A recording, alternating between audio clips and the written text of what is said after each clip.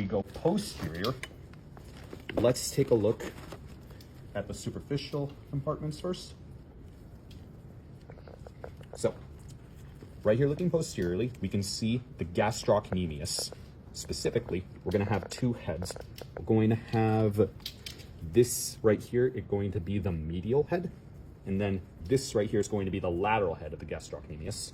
Underneath the gastrocnemius, we can see this big muscle here. That's your soleus. Both the soleus, gastrocnemius, they're going to merge to form the Achilles tendon, which is going to insert onto the calcaneus.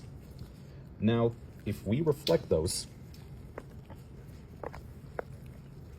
we can see this really long tendon right there. That is going to be your plantaris muscle, named because it's going to have some assistance with plantar flexion. Then we move that. We can see this muscle here that's kind of spiraling behind the knee right there. That is your popliteus muscle, named because your popliteal fossa is the area behind the knee, and the popliteus is behind the knee. Now that muscle is going to help with unlocking the knee when you're extending it. Then if we move these guys out of the way, we're going to have three main muscles that if I move the leg more medial, there we go. We're going to have three main muscles that'll be deep to those.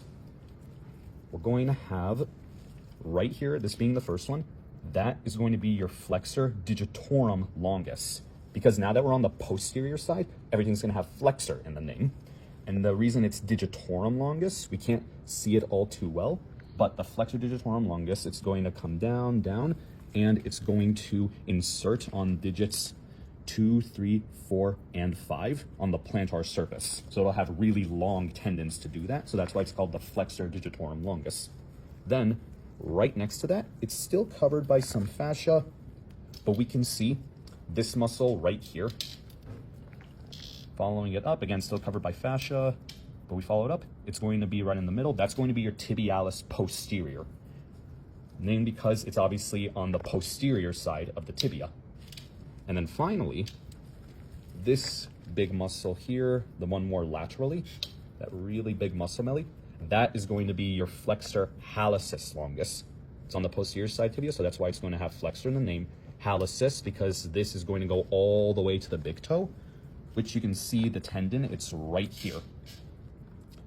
So if it's a really long tendon, that's why it's going to have longus in the name. So that's why this is the flexor hallucis longus.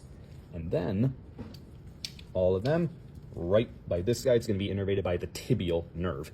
And then lastly, real quick, if we go a bit higher up, we can see the sciatic nerve right here splitting into your tibial nerve and also into the common fibular nerve, which is going to go right underneath the fibularis longus, where it's going to split into your superficial fibular nerve and the deep fibular nerve.